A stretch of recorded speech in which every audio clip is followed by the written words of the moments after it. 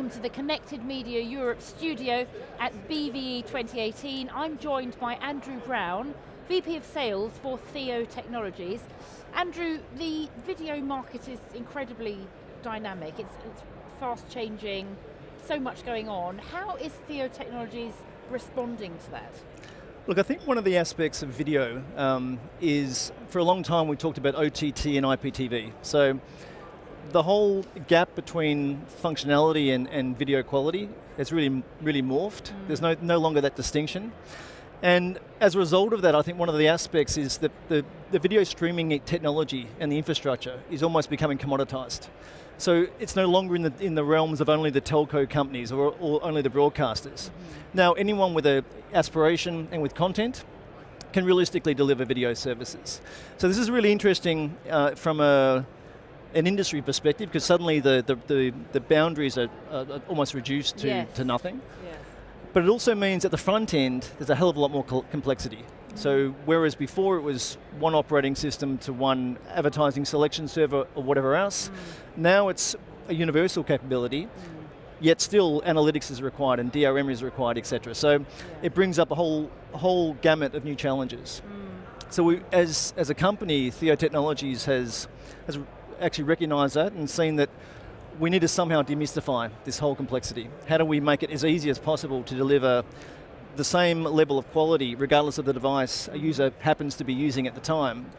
And also, how do we incorporate all the requirements that our customer has, so the broadcaster or the telco or the OTT company, in order to ensure that the quality is optimized, but also the information they have and the profile of the user is also enhanced.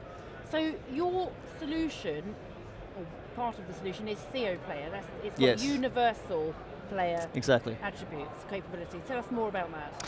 Yeah, so as a company we've been pretty much cutting our teeth in the HTML5 browser space.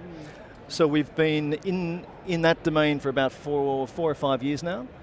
And that put us in a situation where we understood the browser environment across different technology types and different network bearers, so through Dash, through HLS. One of the big push from our customers is, look, that's great. It's really, really useful to have all of our browser capabilities or services handled, but we want to go beyond that. So it's no longer just about the browser experience. We've got set-top boxes, we've got connected TVs, we've got mobile devices, tablets. And we want to have a level of parity across our feature set. Because historically you've got different experiences and different features even, depending on the type of device you have.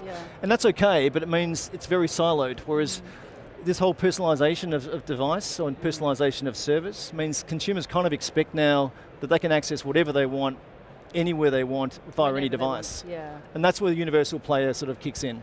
So, for you, is that the future over the next kind of 5 or 10 years? I mean, a lot of people are talking about personalization of content. If you gaze ahead in the next decade, what do you see? Look, video is no longer confined to people in middle of Europe or the middle of the US in major cities, and that's a major difference. So, video services should be available to anyone, almost regardless of their position. And as a result, both the content industry is responding with more this whole concept of skinny bundles, so unbundling and unburdening almost the legacy of wanting one channel but getting 20. I think the streaming technologies are also kicking in with the ability to generate more video for less bandwidth. And in order to do that really well, you need the glue to actually fit all those pieces together. And we see that the player is really fundamental, but it doesn't stop with the player. So the player is great, and you need that to deliver the sort of quality video experience that users want or expect. But then there's also the elements of things like low latency, ensuring that you get the video without buffering, that you're able to access it even in bandwidth conditions which are not favorable or they're fluctuating.